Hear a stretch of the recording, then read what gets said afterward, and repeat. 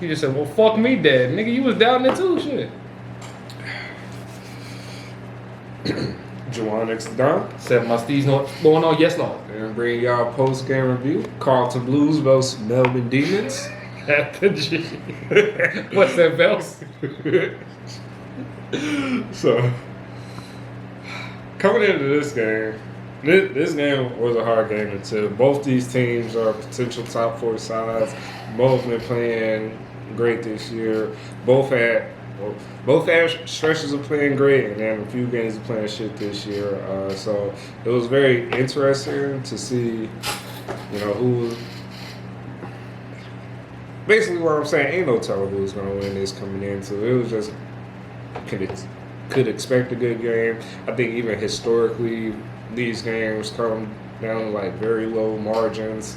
So it was such a hard game to tip. On both my tipping comps, I split this decision. Carlton on one, Melbourne on the other. And you see who the winner was. Yeah, coming to the game for me too, I definitely recognized the significance of how close the games usually are between Melbourne and Carlton, at least as of late. Given that we eliminated them from finals last year, so it was a ripper of a game. And I want to say around 23 or 22 of one of the years before, where Lever had instructed the whole stoppage and we lost that game. It was obviously a close game in saying that. So I expected a ripper of a game. I expected Melbourne to win this game though, just given how we ended up losing to Collingwood and we've been slipping a little bit. And yeah, I just was expecting nothing short of a great game though. First game of the week. Okay, yeah. That even was. So first quarter, Carlton came out hot. Carlton had one of the best starts to a footy game I've seen, defensively and offensively. They kicked perfectly on offense. I think they had 6 goals. It was 36-0. And just great fucking defense. Melbourne couldn't really do shit. And with Melbourne's midfield, it's hard to stop them from getting shit going. And Carlton did that very well in the first.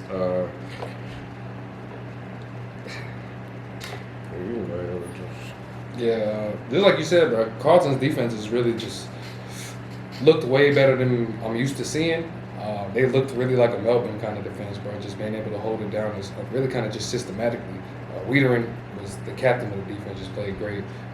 Was able to take a bunch of intercept marks and just cut off anything that Melbourne was really trying to do. And Melbourne was struggling, bro. Melbourne was struggling, bro.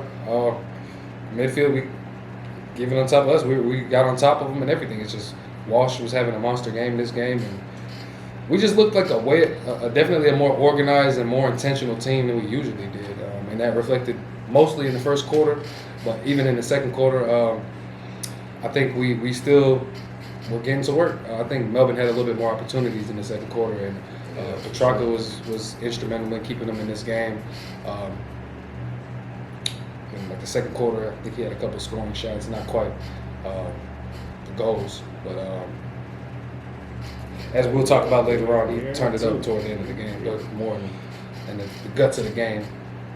Yeah, Petrarca was crazy. Petrarca, I think, was a true definition of a team captain in this game. Like when Melbourne was looking shit and didn't know where to do and couldn't fire the ball, Petrarca went to forward line and he just was like, bro, just kick me the ball on some shit, and he made something happen. He did have, I know he had 3 of their first. All 3 of their first scoring shots was all Petrarca. Yeah. 2 goals, 1 behind with that, and then he really just said when his team wasn't doing shit, he did. He definitely kept them like neck above water. Melbourne looked like they were getting ready to drown and they didn't know how to tread water. Yeah, for sure. So big props to Petrarca for sure. And Viney will give you the effort, but when it comes to, as a matter of fact, in the third quarter, Petrarca played, I think I want to say like 80% in the forward line, and just him in the forward line. Like I want him to play midfield, but it's understood that when he's there, bro, there's just so much danger that goes into having to account for him in 450 stoppages or just in general play, or even just being able to be a target for a mark and being a dangerous person, a dangerous kicker off a set shot.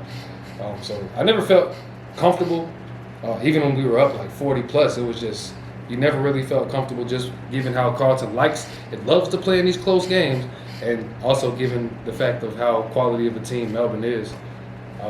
In the third quarter, I want to say Melbourne put in a way better effort in the third quarter. They rolled their sleeves up a little bit, but they just weren't getting the bang for the buck on the scoring.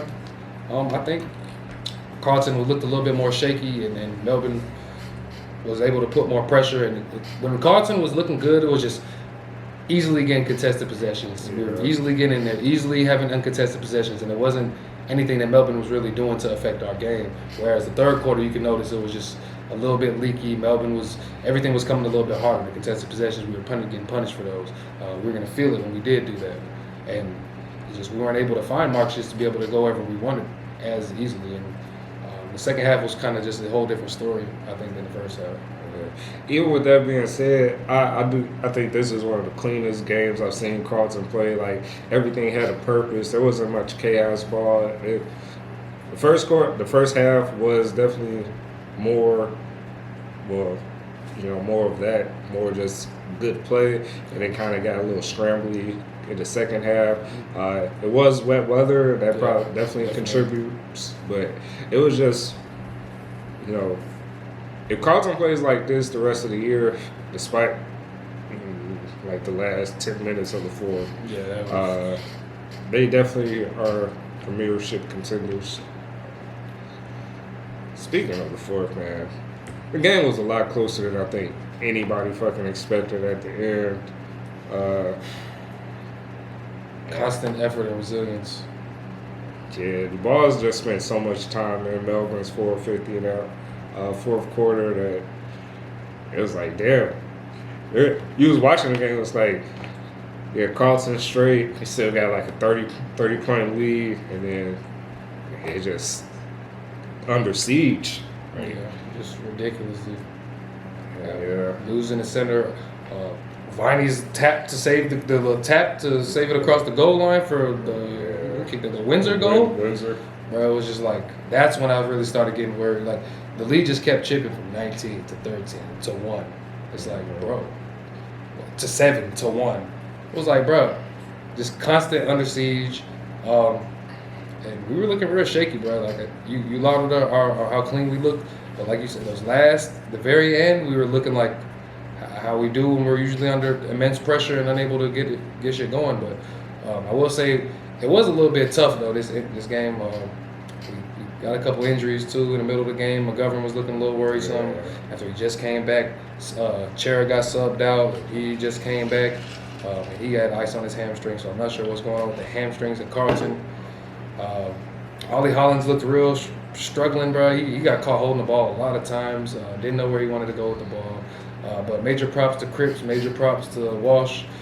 Two great players in the competition. For sure. Charlie did very well at the end. Really a lot of the game, but he did well to secure that last mark that we need. Harry, just a collection of Blues who played very well that I was impressed with, but we just got to clean up how we close the game out. Yeah, y'all definitely looking like one of those elite midfields these days, so it has to be exciting for a Blue.